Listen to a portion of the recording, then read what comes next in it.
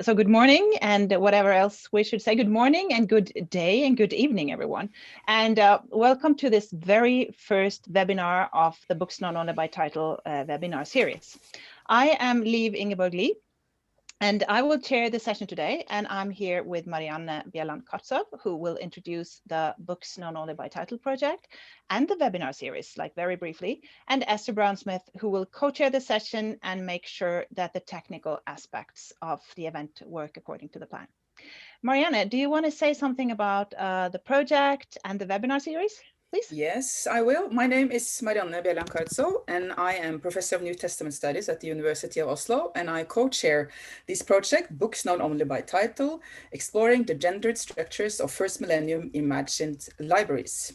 And this academic year, Liv Ingeborg and I and a group of up to 20 people are connected to a Center for Advanced Studies in Oslo.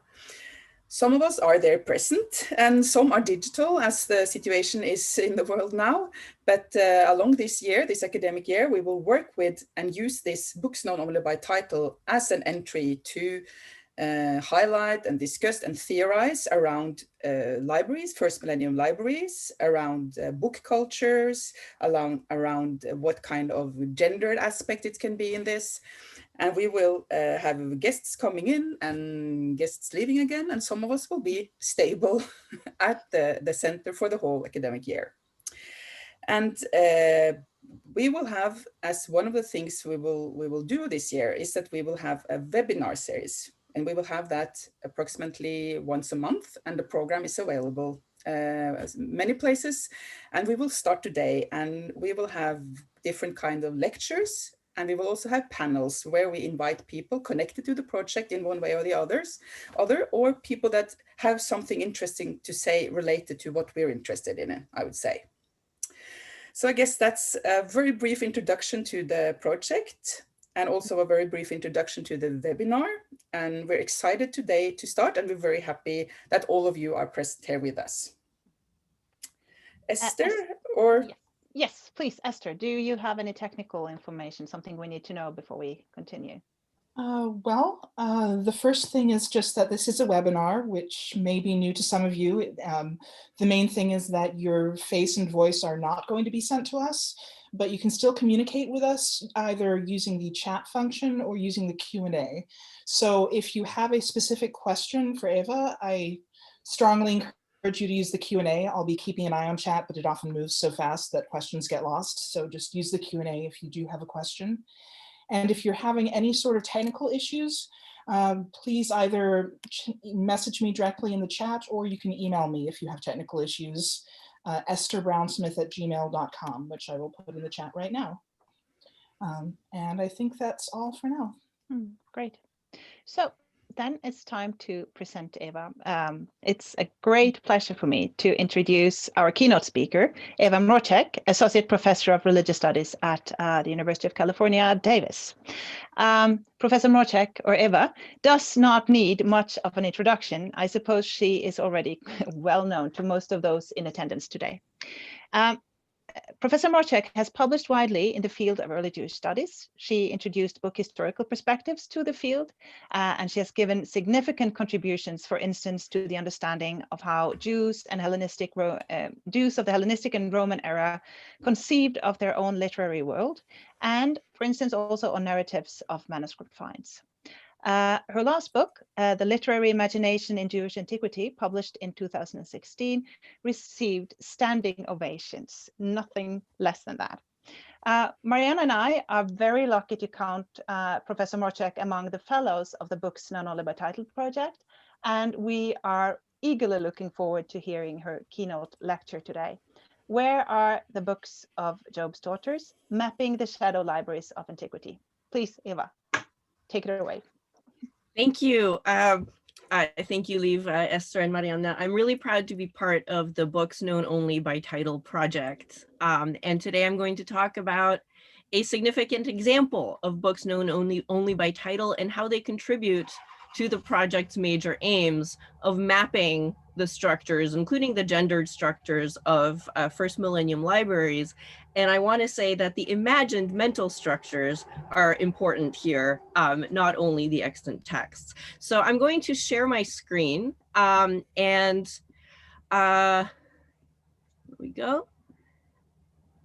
And I'm running captions underneath, so please follow along with the captions. I'm going to have some texts, some primary sources up on my PowerPoint, as well as some major points for those who'd like to follow along with a little bit of text. My first slide here is an illustration that might be familiar to many. William Blake has a series of illustrations of the book of Job.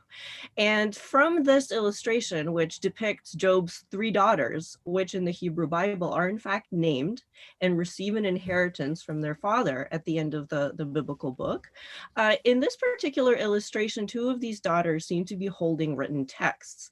And you'll see that this becomes very important as we explore the Testament of Job. The Testament of Job is a late Second Temple Greek text, probably, loosely based on the biblical book of Job. And it presents us with a prime example of books known only by title. Near the end of the narrative, after Job's trials are over and he has his second family, he leaves his earthly goods to his sons, just as he does, just as he gives them an inheritance in the biblical text, but bequeaths a different and better inheritance for his 3 daughters. A set of heavenly cords or ribbons. When they put them on, they begin to sing praises in angelic languages. Just like the songs of the Sabbath sacrifice from Qumran, the angelic words are never reported to us. We never get to know what they are. Where can you find them? Where are these hymns that they sing in their inspired state? Well, the narrator helpfully gives us the reference. Here in the middle, in the second quote, if anyone wishes to know the creation of the heavens, they will be able to find it in the Hymns of Kasia. And down below, whoever wishes to grasp a trace of the paternal splendor will find it written down in the Prayers of Amaltheias Keras. Of course, whoever wishes to know the hymns will not be able to find any such hymn books. They remain only indexed, out of reach, in the shadow libraries of the imagination. So what do references to such books mean for how we understand ancient literary cultures? I want to make 2 points today. The first is specifically about the books of Job's daughters in the context of this narrative and its biblical predecessor, the biblical Job. I want to show how the hymn books of Job's daughters represent a challenge to some of our default assumptions about what counted as valid and legitimate knowledge transmission, and that they don't fit some of our expected models of written texts as guarantors of continuity and of tradition. They claim no authority from ancient tradition and preserve no patriarchal memory. They're brand new revelation given to daughters, while sons in the narrative are explicitly denied their father's revelatory vision, and they have no role in transmitting his legacy. Gender is significant here because rerouting sacred knowledge to daughters, I think, is an implicit challenge to some default assumptions that intergenerational transmission from father to son or male prophet to male successor is the one marker of authority. That's really the basis of what defines valid knowledge. My second point is broader and has to do with the aims of the project itself. I want to argue that including books that don't exist in our mapping of ancient literary cultures in our catalog of ancient texts is something we should do. So taking seriously the texts that are claimed, postulated, and imagined will create a more accurate map of what was possible to imagine, what was possible to think about writing authority and revelation in antiquity. So mapping what I want to call ancient shadow libraries of books known only by title, these imagined literary landscapes that include texts like the hymn books, which fall outside these patriarchal official chains of transmission, that can help reframe our understanding of all our ancient texts. And I want to say that these texts that we do have existed in broader imaginative fields than the officially recognized frameworks that ensured some of the text's survival. And I'll explain this in due course. So first I want to give a kind of brief account of what the Testament of Job is and what it's about. The manuscript situation, of course, very complicated. It's probably roughly dated to the 1st century BCE through CE. Of course, this is a continuing debate. We know it from 3 medieval Greek manuscripts and several later Slavonic ones, and an early and very fragmentary Coptic codex. So this is what happens in the text, right? So the frame is that Job is on his deathbed, and here Job is the king of Egypt. And for this kind of identity and this sort of troubled lineage of Job, he's a king of Egypt. He's also a son of Esau. Want to direct everyone to the work of Annette Yoshiko Reed on Job as Jobab, and how his identity is played out in this reception. So in his final days, he summons his 2nd set of children, right? The 2nd set of children are the children of his 2nd wife, Dinah. Now, Dinah, the daughter of Jacob, this is probably not something that the Testament of Job created out of whole cloth, but this was probably an existing tradition. We see it in a couple of other sources. So the Testament of Job uses the Greek text of the biblical Job and really follows some of the general plot, but the theological resonances are really quite different. So unlike in the Bible, Job knows exactly why he suffers the entire time. And the reason is that he's the richest and most pious man there is, and he decides he's going to destroy an idol temple. And for that, he is punished horribly by Satan. And that follows kind of the plot of everything that he loses and the diseases that ravage his body that we know from the Bible. Now, unlike in the Bible, he takes on this suffering willingly, and he's certain he's going to be rewarded with a glorious afterlife. So he's fine with that. Right? Now, in the biblical Job, Job's friends, as we know, seem to represent a kind of foil. They represent what we might call kind of conservative traditional knowledge. They insist that you reap what you sow, while Job keeps on emphasizing that he knows he's done nothing wrong. He's being afflicted unjustly. But in the Testament of Job, Job is patient. And it's the friends who are shocked at his fate. They think this is just ridiculous what's happened to him. Now, at the end of the text, Job has a first wife in the Testament of Job, who is presented as a kind of tragic character who can't understand any of the spiritual resonances of what's happening, and she just keeps him alive by bringing him bread and mourning for her lost children.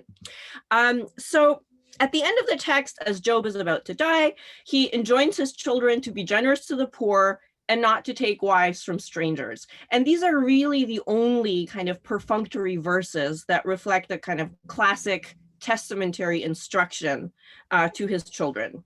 Now, his 7 sons inherit all his worldly goods, and the daughters, who are unhappy that they seem to have inherited nothing, receive 3 magical cords that Job says are a much better inheritance. And these magical chords, as we saw, allow them to sing angelic hymns.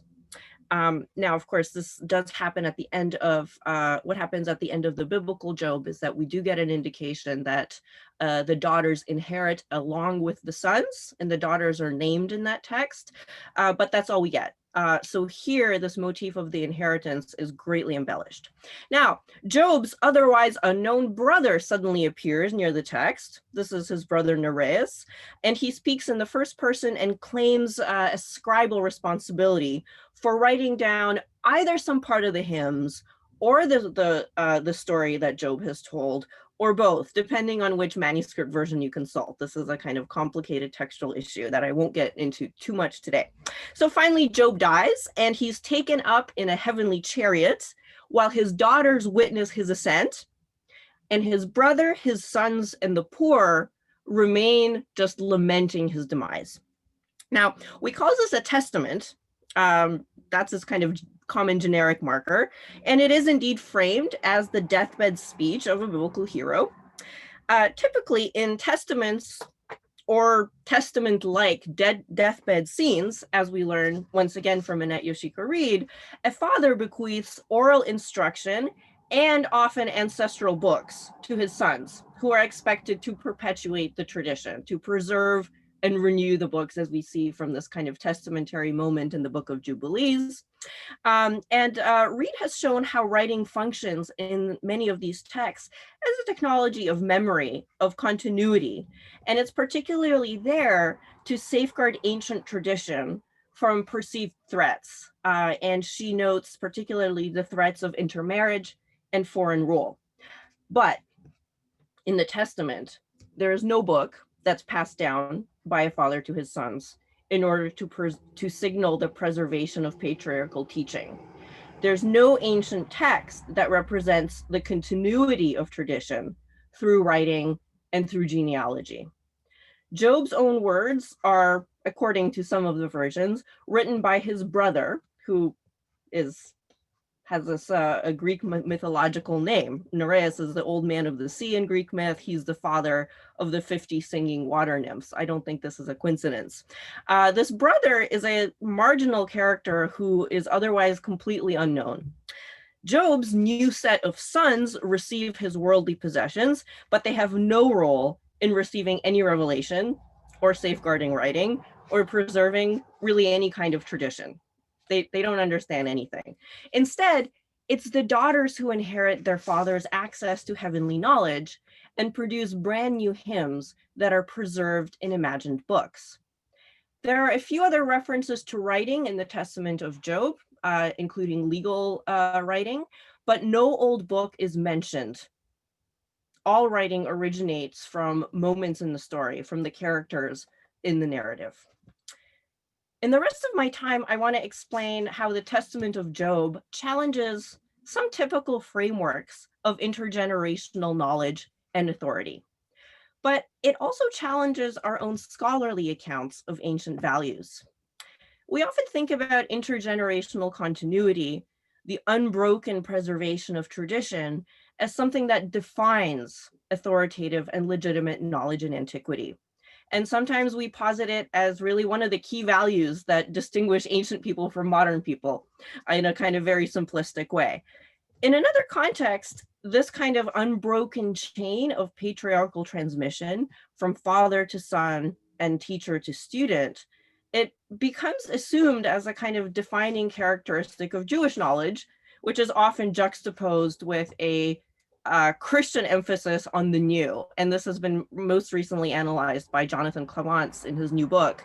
And he's very clear that this is rhetorical. This is rhetoric used for specific purposes rather than some objective reality. And he parses this out in a nuanced way.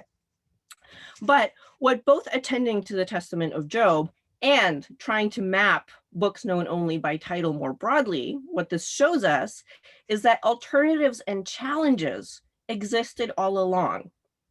It's just that patriarchy's self-promotion campaign has been successful. And it's convinced us that the definition of Jewish knowledge ideology was patriarchal continuity, and that's it. But this idea didn't remain unchallenged. And I think in this case, it's unexpected gender roles that help articulate a kind of implicit critique. So, getting to gender. A lot of previous scholarship on gender in the Testament of Job does exist, and it's focused on what the Testament has to say about the nature of women, particularly spiritual capacities, the ability to prophesy, and kind of spiritual capability. Now, some scholars argue that the portrayal of the daughters as recipients of revelation who can speak angelic languages means that the authors had a largely positive view of women's spiritual potential, and maybe were aligned with the perspective that we see in something like Philo's Therapeutae that also has a kind of a co-ed community of inspired singers. Now, others point out that Job's first wife is portrayed quite differently. Sutitos is incapable of understanding anything divine. She's bound to earthly tasks like keeping Job alive and missing her children, which is just presented as very bad. And finally, she dies as a tragic character. So some scholars have even argued that given these very different portrayals of how women relate to or understand or don't understand spiritual matters, that these different portrayals within the Testament must indicate multiple sources. Now, there's even an older argument proposed by Russell Spittler, who's responsible for the Testament of Job in the Charlesworth Old Testament pseudepigrapha. He suggests that these chapters featuring Job's daughters were added by Montanists who valued women's prophecy. But there are recent examples of these multiple source theory as well. But as Chantal Syfox shows for Jubilees, there can be multiple ways of depicting and valuing female characters in one text. And there's no reason to expect that an author would have a systematic gender ideology when the point wasn't actually to write a gender treatise on women's prophecy. Just as Syfox shows that Jubilees, which is not a treatise on gender, shows different types of femininity as they're relevant to the author's other goals, the Testament of Job also uses gendered portrayals for different rhetorical purposes. So what I want to say is that I'm not sure that women as such really interest the author that much. Now, instead, upending some gender expectations can be a way to make different rhetorical epistemological points. And I want to gesture to the work of Anna Quickla, whose dissertation is really about this kind of use of female characters to make other points about authority in Nag Hammadi texts. I think it's a similar thing here. The role of the daughters challenges our expectations about the sources and transmission of revealed knowledge. Now, to understand this, we should look closely not just at the daughters and the other female characters, but at the differences between the daughters and the sons. Now, this is key. The author takes care more than once to hammer home that the point isn't just that the daughters do have access to revelation. The point is also that the sons do not. He wants us to know that the daughters, but not the sons, are credited and responsible for sacred writing. He tells us that the daughters, but not the sons, see Job ascend to heaven. And here on my slide, I have a part of chapter 52. Here, the third paragraph here, Job is taken up to heaven in a gleaming chariot with angels, and the 3 daughters saw it, though certain others did not see. And certain others are obviously the male children, as we see from other parts of the text. And it is the daughters who understand the spiritual significance of Job's life story, and not the sons. Instead, the sons are depicted doing something that in many other earlier texts is really coded as feminine, and that is lamenting. They're lamenting for his earthly life. And here, this quote that I have on the screen now is placed in the mouth of Nereus, the brother. He says, I, Nereus, his brother, with the 7 male children, accompanied by the poor and the orphans and all the helpless, were weeping and saying, woe to us today. So all of these lowly people, this humble company that's depicted here, that's presented very deliberately, it includes the sons, the brother, the poor, and the widows and the orphans that Job has been so generous to. But they explicitly don't see the spiritual significance of Job's story, and they literally just don't see the angels that have come to pick Job up. The daughters see heaven, and the sons mourn on earth. Now, there's another part of this, and I think there's something particularly symbolic about the way the text narrates the transfer of the spiritual inheritance from Job through the magical cords to the daughters. Now, in summarizing this part of the story and talking about the magical garments, we often leave out the text explanation for what the cords actually are. In fact, they had once formed the divine girdle Job received from God. Now, the Testament had embellished a motif in God's initial speech out of the whirlwind in the biblical text. Who is this that darkens counsel by words without knowledge? God says to Job, gird your loins like a man. I will question you and you shall declare to me.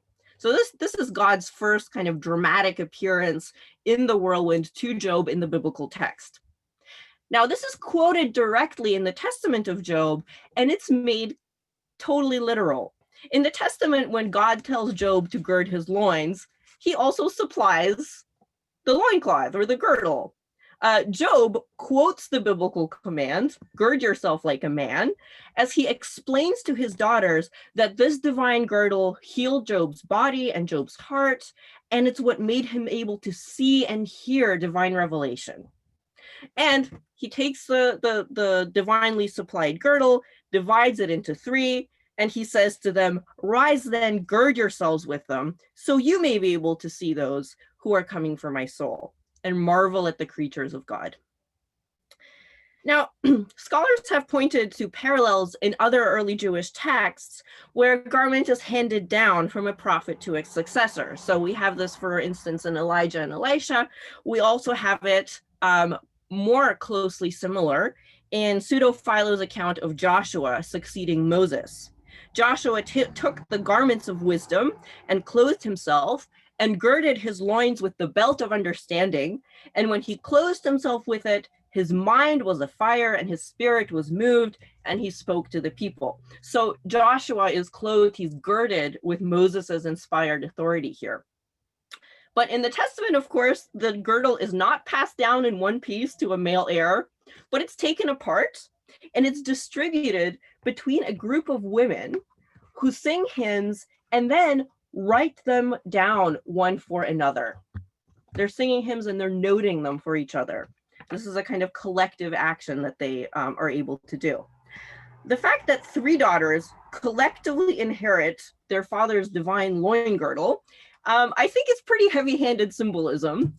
And the daughters receive and put on this paraphernalia of their father's, divinely supported masculinity here. And the daughters receive it, but not the sons. And I think this is key here. So our studies on gender in the Testament have understandably focused on the portrayal of women as recipients of revelation.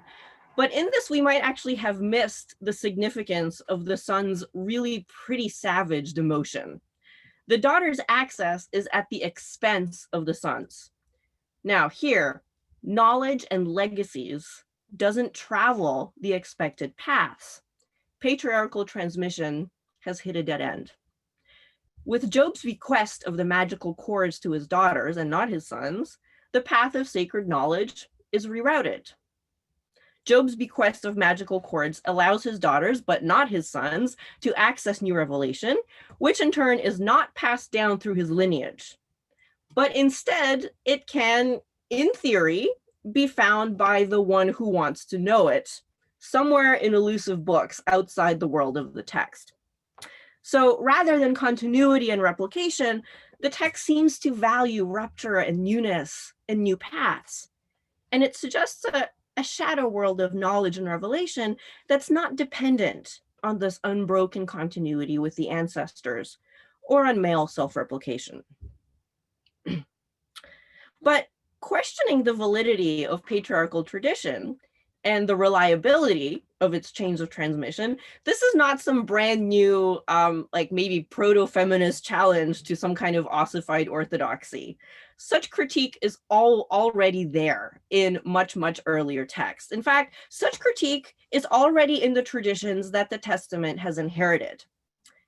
And I want to suggest that we already know a much older text where knowledge passed down through the generations of old is questioned, set aside, and replaced by a new alternative, replaced by a divine vision. That text is a biblical book of Job itself. So the Testament's challenge to the ancestral lines of knowledge transmission is in a way deeply traditional. It echoes its biblical precursor's own challenge to intergenerational tradition. Now, in the biblical book, it is Job's friends, here illustrated in the William Blake illustrations. They claim to represent the perspective of traditional continuity. So the comforters each point Job to the wisdom that's passed down from the ancestors. And that wisdom is supposed to tell him that only the wicked suffer and the just get rewards. Now, the friends' evidence for this principle is the wisdom of old. It's continuity. So we have Bildad in the first quote saying, "Inquire now of bygone generations, Consider what their ancestors have found, for we are but of yesterday and we know nothing. Eliphaz again appeals to continuous generational wisdom. The gray-haired and the aged are on our side, those older than your father. What sages have told and their ancestors have not hidden. But the Friends version of ancestral knowledge, which admittedly is a caricature, it's used as a foil here, where you reap what you sow, it rings hollow in the biblical book of Job. It's really buckled under the pressure of what Job's eye has seen, what his ear has heard, what he's felt on his own skin. And Job says, I have heard many such things. Miserable comforters are you all. And out of the tempest, God declares that the friends are wrong.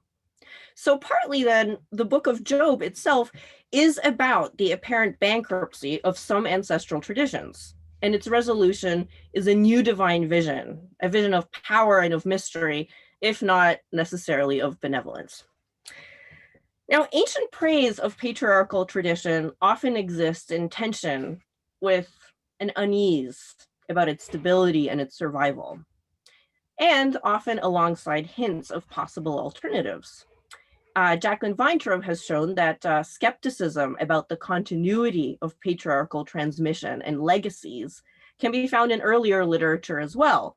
And she gives the specific example of the Ugaritic tale of Akhat, where stable transmission from father to son, understood as the son replacing the father and ensuring stability and self-perpetuation, it really breaks down in that text. And instead, it's the hero's daughter who appears to serve as a blood avenger and take on all kinds of roles that she would not be expected to take on.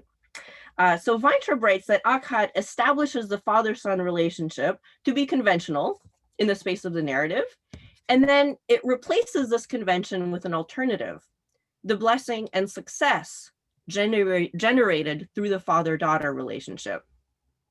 So like Akhat, structurally, the Testament of Job seems to offer an alternative to traditional lines of intergenerational transmission, right? There's this visionary succession that is very explicitly not passed down through a son, but through daughters, and the textualization of brand new revelation, not the preservation of any traditional text. So establishing the sons as the conventional heirs of Job's property, the Testament then obviously pushes them aside, excluding them from any role in the preservation of revealed knowledge and writing. Annette Yoshiko Reed has shown how writing, as depicted in testaments and testament-like literature, is a technology of preservation that's motivated by the threat of rupture. And she points to the threats to the continuity of ancestral traditions that are posed specifically by foreign rule and by intermarriage. And this really inspired me to think about why the Testament of Job does this so differently. And maybe, given the threats of foreign rule and intermarriage, maybe the Testament of Job has no choice but to offer an alternative model, given its subject matter. The biblical Job, of course, is from the land of Uz. He's a foreigner. In the Testament, he's an Egyptian king, while also being a son of Esau, and eventually marries Dinah, a daughter of Israel. So here we have a kind of mirror image of Joseph and Asenath here. Foreignness and intermarriage are in the basic plot, and it might have encouraged an alternative model of transmission and the idea of a different significance for what writing is and what it's supposed to do. The imaginary books of Job's daughters, they're not links on an existing chain of ancient transmission, but they contain the otherworldly new words of inspired women that we are encouraged to go find somewhere outside the text. Rupture is not a threat, but a rerouting. And writing isn't a conservative act, but signals new possibilities for revelation, which can travel not just through Israelite men, but also in Egyptians' daughters. So where are the books of Job's daughters? We return to the beginning. If anyone wishes to know the creation of the heavens, they'll be able to find it in the Hymns of Kasia. Maybe not. But still, the text points us there. Eric Raymond has argued that these references are so specific and they add very similitude to the fictional narrative. It's like adding a footnote to your paper to make your claim seem credible until somebody checks. Now, this is true, but I think they also point us to an unknown world, a kind of shadow library where these texts full of women's revelation do exist, maybe alongside many others, a more capacious library beyond what is already at hand. Where is this world, and how does it intersect with our own world of real texts that we can consult? This is one example of a much broader phenomenon that the Books Known Only by Title project wants to map. And it's not just a fun, whimsical idea. It has real consequences for how we understand the literary cultures that produce the texts we do know and can study. Here I want to pause on the language of mapping ancient sources, and I'm informed here by the field I know best, Second Temple Judaism, and most particularly explored recently by Molly Zahn. Many of us have, in Second Temple studies, have argued that the shape of the biblical canon shouldn't dictate how we understand the shape of early Jewish literary culture as it appeared or seemed to its participants, or let it define the hierarchies and relationships between Second Temple texts. So for example, the Book of Jubilees doesn't present itself as hierarchically secondary to the Book of Genesis or an interpretation of the biblical text, but just the opposite, as prior and possibly even superior. Arguments about that. If Second Temple Jewish literature doesn't look like the Tanakh at the center or at the top, and other works radiating outward and down in declining degrees of importance or authority, how do we visualize it? So Molly Zahn asks us to imagine a new cartography for charting the relationships between points on a map, the paths that connect the texts we know, and the borders that separate them. And she emphasizes that grouping texts according to just one variable, whether they are now canonical or not, is pretty limited, especially since that borderline between biblical and not biblical would not have made that much sense to their writers and earliest audiences. Now, in a response to Molly Zahn earlier this year, I advocated for crossing another border as we map ancient literature, the border between real and not real, and mapping referenced, imagined, or lost texts alongside the extant ones we have. Both the texts that were actually available and texts that were only referenced or indexed played important roles in how textual relationships and hierarchies were understood. So for one thing, this is a very basic point, distinctions between real and imagined might not always function in the same categorical ways as they do now. And I'm not making a froofy theoretical point about how they had a different idea of what was real and what wasn't real. This is a basic historical point about access. What we have easily at hand may not have been available to many ancient communities. Ancient libraries were not comprehensive. So some of the texts that we study now might have seemed just as distant as the 365th book of Enoch mentioned in 2nd Enoch, or the books of Job's daughters we're talking about today. So both real and imagined texts were part of that conceptual landscape. But also texts that we know were only theoretical or fictional explain aspects of the writings that do exist and have survived. And in individual cases, scholars have already acknowledged about this and studied this in detail. So maybe most obviously, the Book of Jubilees has a very clear relationship with an imaginary text, the heavenly tablets. And understanding the imaginary heavenly tablets shapes our understanding of what the Book of Jubilees is and how it presents itself. That text, of course, presents itself as angelic dictation to Moses from a set of pre-existing tablets. And James Vanderkam, for example, writes that Jubilees might not exhaust all that is present in the written testimony of the heavenly tablets. Now, these complete and authoritative tablets, as David Lambert reminds us, they're the ones that are the unique fountainhead of tradition and authority for Jubilees, not the Pentateuch. Lawrence Struckenbrook argues that the heavenly tablets are a matrix for the continued production of Enochic texts as well. And he writes, I quote, "In the context of rapid growth of revelations in Enoch's name, the heavenly tablets reflected claims that their words were not additional, but a provision of divine revelation that has existed all along. And I've considered the link between real and imagined text in another context, diverse Psalms collections, actual manuscripts from Qumran, and the relationship with the mythical reference here in 11Q Psalms A, the Great Psalm Scroll, to 4,050 Psalms of David. So this fantastical cache of 4,050 compositions is a symbolic number. It evokes vast proliferation, and it specifically invokes 4,005 Solomonic compositions in the Book of Kings.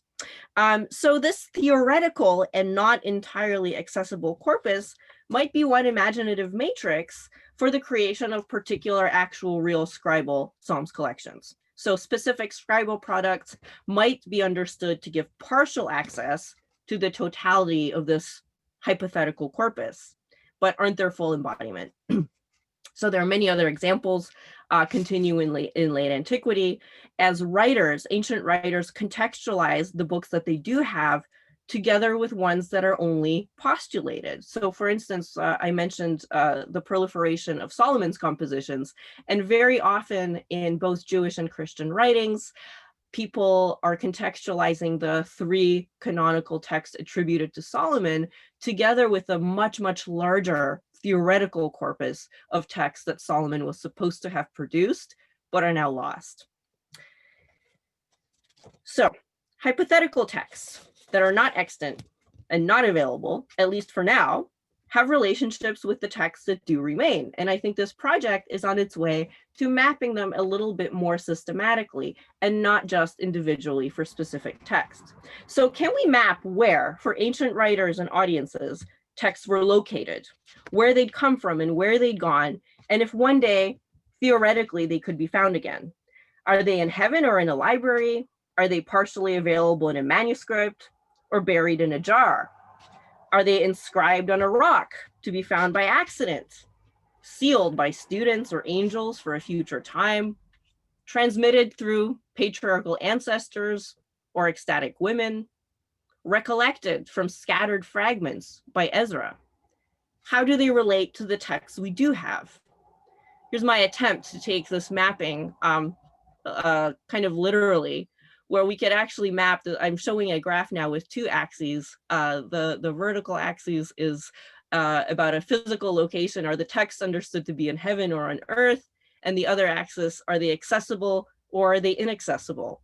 And with apologies for looking like that guy in the meme with the conspiracy theory in his basement, we can actually map real and theoretical texts and think about the relationships to each other based on where ancient people might have imagined they were. So I talked, one example here on the graph, I talked about the relationship between heavenly tablets and jubilees.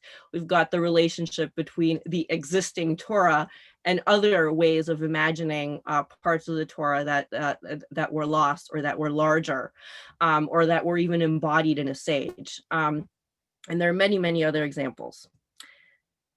So I'll conclude now. These shadow libraries, the networks of texts that are imagined, claimed, indexed, but not accessible, are spaces of potential and possibility.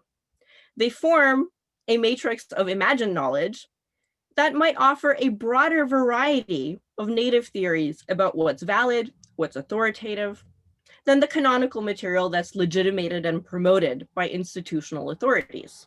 That's not the only thing. Though our archive of actual woman-authored texts is pretty empty, but some books hidden in these imagined mental libraries are ascribed to women, to Eve, the daughters of Adam, Noriah, Kasia, Hymra, and Amaltheias Horn. We have not seen these shadow libraries, full of alternative types of knowledge, as a significant part of ancient knowledge networks because the patriarchal propaganda of self-promotion has in fact been wildly successful. We've mostly replicated the claims in the propaganda itself, that ancient Jewish knowledge is defined by patriarchal transmission, that it was only considered valid when it emphasized memory and unbroken continuity. To be sure, this is in fact one way that knowledge and authority and revelation was conceived. But there have always been critiques. There's always been pushback, suspicion that there might be something wrong or unreliable, or at least not complete about patriarchal linear transmission from father to son. We see it explicitly, empirically critiqued as a result of Job's experience in the Bible itself. There have always been alternatives, even if they're only imagined and just out of reach, but still suggest a different world was possible. Thank you. Thank you so much, Eva. This was really an intriguing lecture and so interesting. I see that there's already some questions in the question and answers here.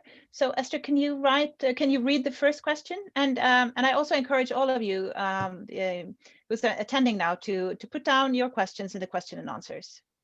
And Esther will read them for you. Sure. So Annette Reed says, great talk, Eva. I agree.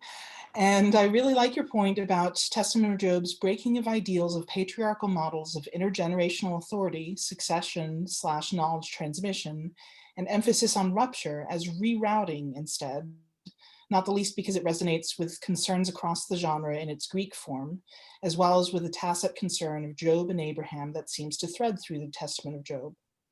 In terms of this point, but also in your arguments more broadly, I wonder if you could speak to whether or how this fits with situating Testament of Job as a late Second Temple text versus as a late antique Christian text. It's easy to imagine late antique Egyptian Christian concerns with precisely what you outline. So I'm curious to hear more about your sense of what this would have meant in a first century Jewish context. TLDR, how does your choice of dates shape your reading here with respect to what rupture would have meant and to whom? Okay, this is an amazing question that actually opens up a lot of the discussion on this text and the history of scholarship on this text that I discuss in the larger project. This is something Rebecca Drawn is here. She'll know this well, as she helped me with the paper very much. So I don't actually want to make a super strong case for a date for this text. I don't think I have more information than everyone else who has worked on this text before. But what I want to open up, or what I want to ask, is what has guided the scholarly tendencies to posit different sources, right, for this text, because one of the oldest theories is that there's this early core, and then there's possibly this later edition that is occupied with the issue of Job's daughters, and right, the older Spittler theory is that this is a Montanist edition because Montanus really wanted to promote female prophecy, and that this idea of kind of revelation breaking into a group of women and kind of rewriting transmission doesn't sound, I mean, I think what's behind that is that just doesn't sound very Jewish. And that is the problem that I had with some of the scholarly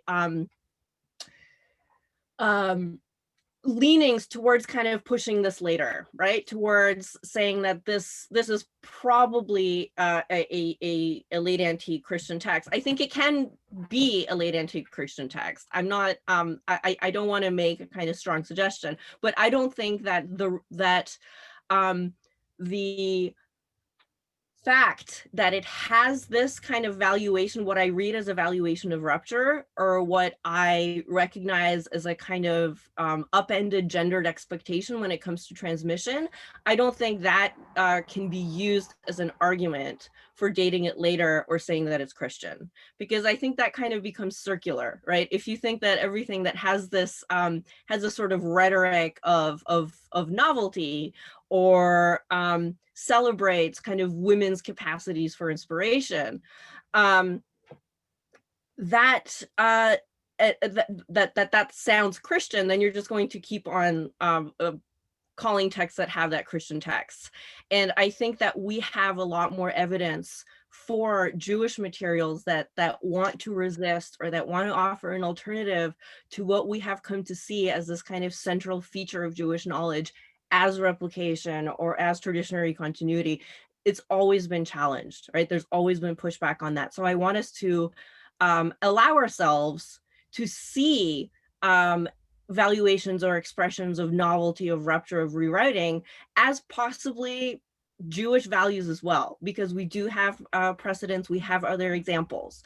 That doesn't mean that I want to argue forcefully for specific dates, but I want to say that those ideologies, we don't necessarily have to date them to a later and Christian context. So there's a question in the chat as well from George Savran. How far back can we trace the idea about texts that we don't possess? That's his question.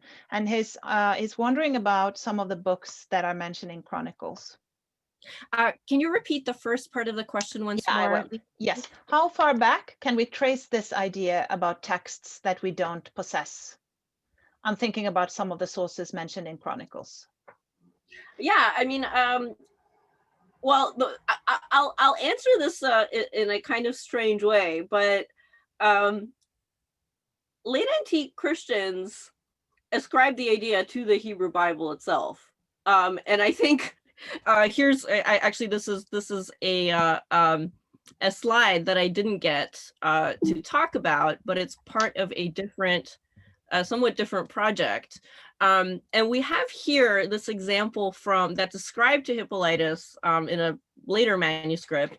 And this is about Solomonic material that I kind of just briefly alluded to, where Hippolytus says, you know, where is all this rich knowledge ascribed to Solomon?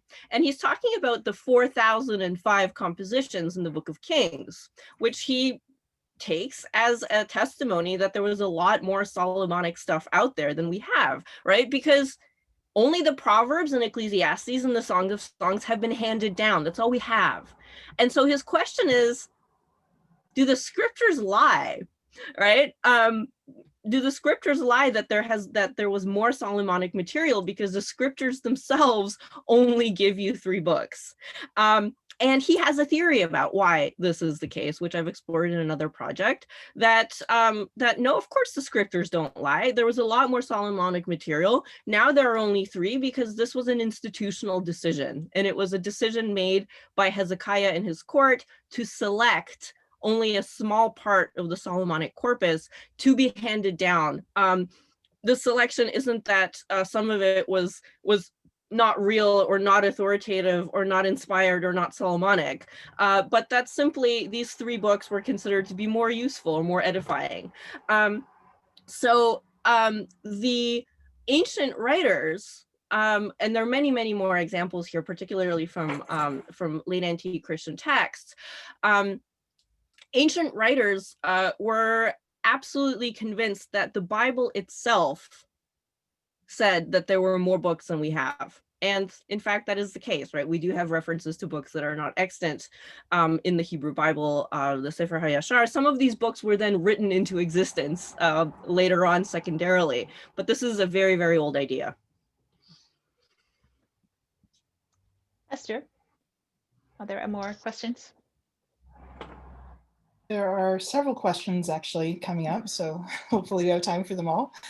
The first is from Annette V. Stockhausen, who asks, what literary signs are there in the text that, quote, the creations of the heavens is a title and not just a topic or an event in the past? It's not obvious for me, while it seems quite clear for the hymns afterward. I think what I would say, and I'd have to look a little bit more closely about how at how it's depicted in the Coptic, but in the context of the 3 sort of parallel, and I'll actually, in the context of the 3 sort of parallel descriptions of the 3 daughters successively putting on the chords, singing in angelic languages, and then the reference to what looks like the composition, I think that that suggests they're being used the same way. that they're at least being used as a reference to something that's, it's clearly a reference to something that's written down. So that's both contextual, and also right there it does say that it's written. It's explicitly referring to a written text. Whether we call it a title, I don't know. And I think other members of the Books Known Only by Title project have theorized the idea of what we call a title and what a title is more deeply than I have. So if any of you want to speak to that, I'd be happy to cede the floor. But there's certainly written things. Well, I can say a little bit about that, but I don't want to spend too much of your time here. Well, we are working on these, like the differences between books that are known by title and books that are known by mention. And very often it is, there's like a slippery slope there. And it's easy for us often to refer to something as a book known only by title. For instance, when I just tweeted about this, this session, I wrote that Eva would talk about the hymnal of the Daughters of Job, and I capitalized like with capital H and so on, which isn't really correct, because that is then my modern invention of a new title, which is not there, right? So, but this is something that we have to work more on before we like fully answer the question. But Eva, please continue. I don't want to take up your time. There are more questions, Esther. Yes, so Magdalena Diaz Araujo, sorry for that, says, thank you so much, Eva, for this amazing talk. I was wondering if you considered any relation with the role of Eve as witness of rapture and revelations in the Greek life of Adam and Eve. Thank you so much. Oh, I haven't. Yeah. And Eva, can you exit the share screen so people can see your face? Oh, I'm sorry. There we go. Sorry about that.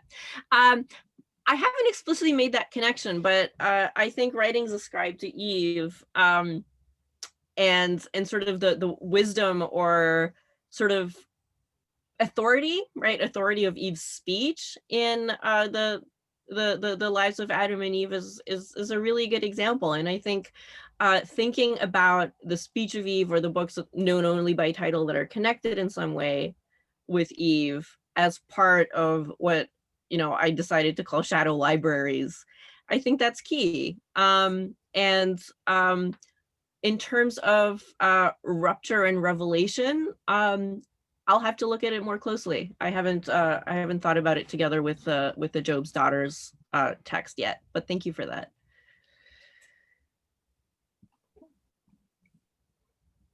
So Rebecca Raphael asks, do you think it's possible to distinguish between fictional books and references to lost actual texts?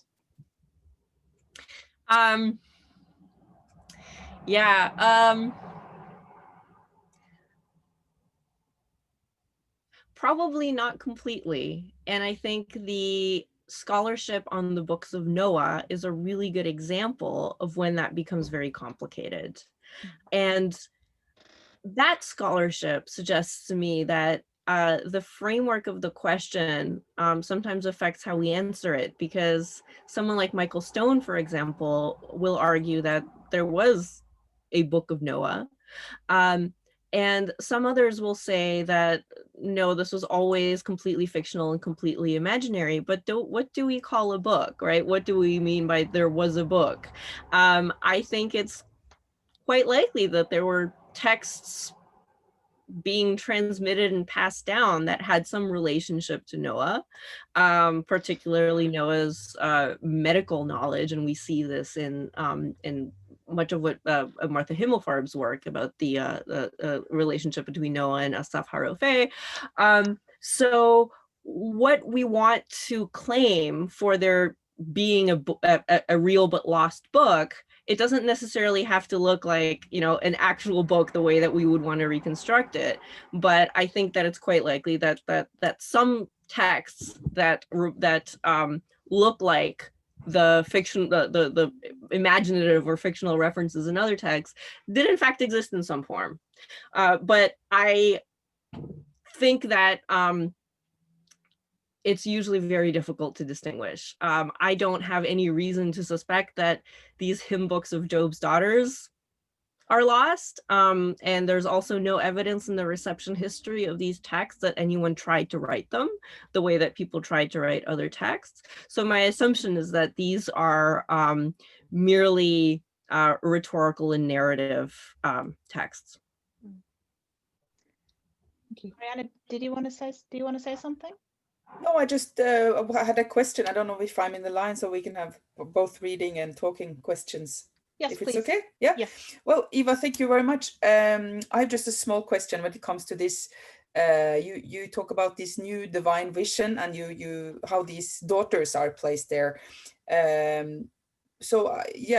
so perhaps it's a way to break some gender line there. But what do you make out of it then? They are daughters, which means there's an age thing or a generation thing, and also that they are young. I mean, whatever that means, and also that it's 3 of them. I was just curious.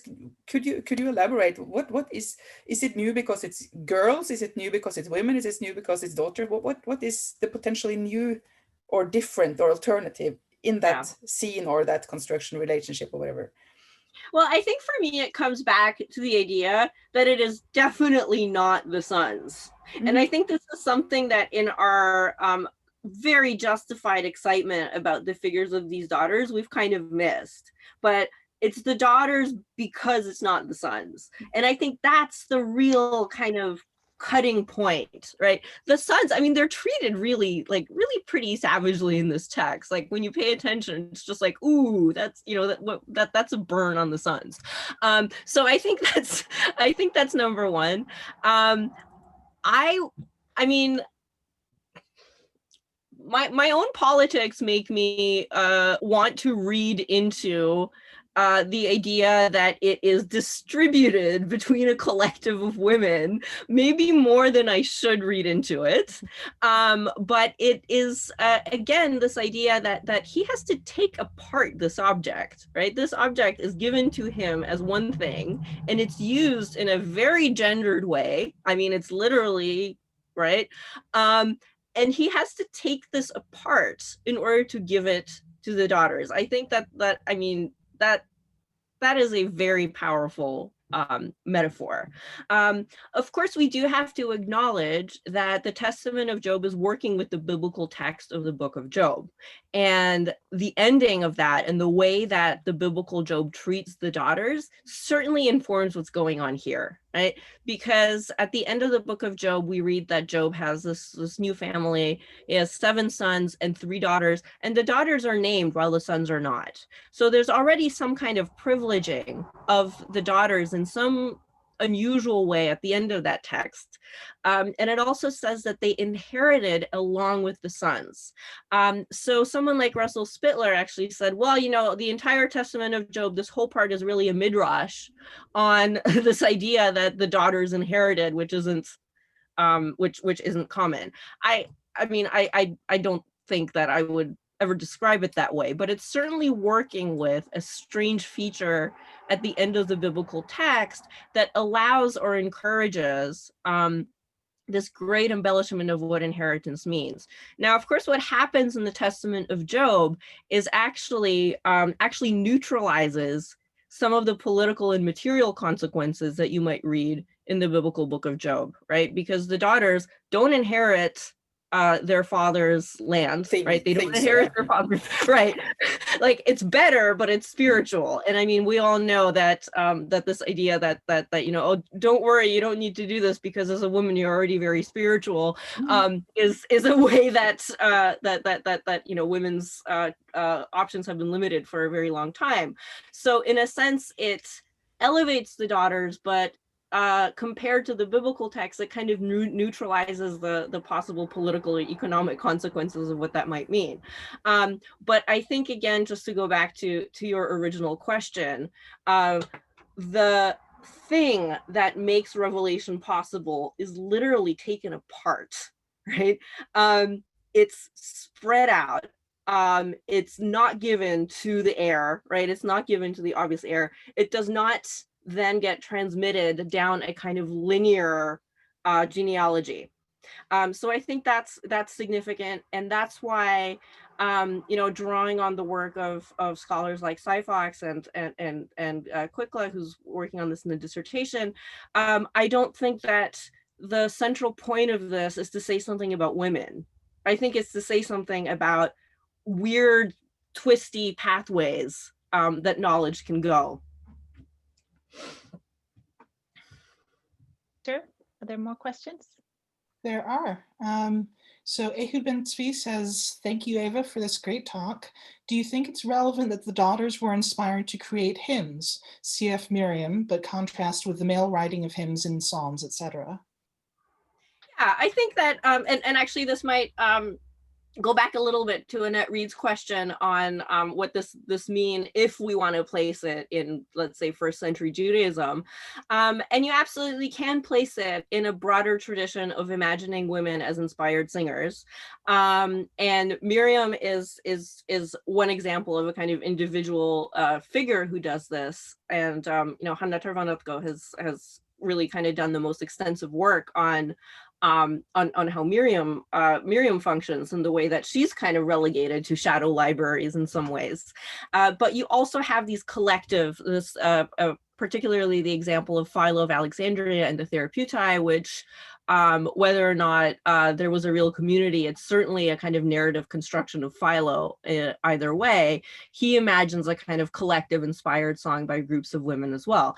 So yeah, I think it does participate in a larger context of imagining women as inspired singers, and maybe really having a somewhat limited possible repertoire for what kind of inspiration women can have, right? Even in this sort of iconoclastic, sort of unexpected text, there's still a script that female inspired speech might take. Thank you. Jeremiah Coogan says, thank you so much for this marvelous paper. As you demonstrated, the handing on of physical books is a common feature in other testamentary literature. But here in Testament of Job, not only are Job's daughters rather than his sons the recipients, but books as such are not passed on at all, but rather as a divided up girdle, which then enables them to create books. So might we see this as declining the idea that knowledge as such is being transmitted by Job at all? Actually, that's a really, really good point. And that is that is part of what I wanted to, what really surprised me when I was reading this text with attention to knowledge transmission for the first time, that there's actually nothing old that's passed down in this text. So references to writing are only new writing in the context of the narrative. So there's a couple of depictions of laments or speeches that are where you're also encouraged to, you can read more about this in this text. And all of them are imagined to originate in the world of the characters in the narrative. So it's the lament of Job's first wife, it's the speech of Elihu, and it's the books of Job's daughters that get created right there, right? So it's not drawing on an ancestral tradition. And here again, I want to point to the subject matter that it has. We're dealing with Job, whose genealogy and kind of origins and belonging become a pretty fraught topic. And this is something my doctoral student, Josh Shahriar, is working on for Judaism, Christianity, and Islam. They each grapple with like what Job's lineage was and how he fit into this. So yes, so there's no books passed down. There is an object passed down that makes new books possible. Right. And this is new revelation. This is not transmission of something that already exists. This is a kind of access to new vision, new words that these daughters, but not the sons, can access. But actually, this idea of something physical, here again, Weintraub in work on Proverbs has really done a detailed study of how the words of the father are imagined to be physical things in a sense, in the sense that they're intact you pass them down, they're not really changing or fluid, they're passed down like an object, and the son or the recipient is encouraged to grasp them. And this, I can't remember now what the lexical word is, Esther, maybe you do, but it's a very physical kind of description of how words of instruction are passed down. So here, these chords that are divided up really have that same function, except they don't have, again, as you say, Jeremiah, I think that's absolutely true, they don't have stable content of their own at all. They're like the key to unlocking new content. Thank you. So I know we've only got about 6 minutes left, and there are 3 more questions lined up, so we'll see if we can get to them. The next is from Anna Quickla, who says, "Hi, Ava. I think you might have been gesturing to this point toward the end of your talk, but the transmission of revelation to women got me thinking about your work on discovery stories and how those stories can work to account for broken or lost transmission of certain traditions. Could we see the transmission of revelation to women in Testament of Job as a literary maneuver to account for potential rupture of this tradition, given how women were seen as less reliable transmission links in general, but clearly the daughters here are privileged and entrusted by Job?" So let me think about the connection here. Right. So discovery story. So in other work, and this is something that another member of the project, Orstein Justinus, is looking at from the contemporary end, that these theories of hidden but findable texts account for ruptures in transmission. Now, the transmission of revelation to women as a literary maneuver to account for potential rupture of this tradition. I think the indexing or the pointing to something that exists, right? And of course it doesn't, but we're still, but the theory that's presented by the text is that whoever is interested can go find it. This is presenting a world of knowledge that is not limited to one certain lineage, but that exists to be found. So I think in that sense, I may make that connection. I'm not really sure what to make of this idea that the daughter of a less reliable, of women as less reliable tradents, because I think here that maybe we're expected to assume that, and then the text comes in and upends that idea. Now, of course, the problem is that the daughters don't really, I mean, there is no chain of transmission that's really started by the daughters, right? So it doesn't really create a new chain of transmission. It kind of works outside linear chains of transmission altogether. But I'll have to think a little bit more about the connection with discovery. Thank you. Thank you. Hanna Tervanotko asks, can you think of other texts where we would see such shifts in knowledge transmission, i.e. that the knowledge is transmitted via the female figures? I agree with you that it's remarkable that the sons are present in the text. In texts that emphasize the knowledge transmission from father to son, you don't find the daughters, they're absent. The visions of Amram mentions Miriam several times, but in the deathbed scene, only sons are mentioned. Yeah, I think I want to look at it. So I did mention the the earlier sort of parallel with Akkad, the Ugaritic tale in Jackie Weintraub's work. That's not necessarily about transmission of knowledge or books, but it is about a kind of linear legacy and a perpetuation of a line or a memory of a patriarch.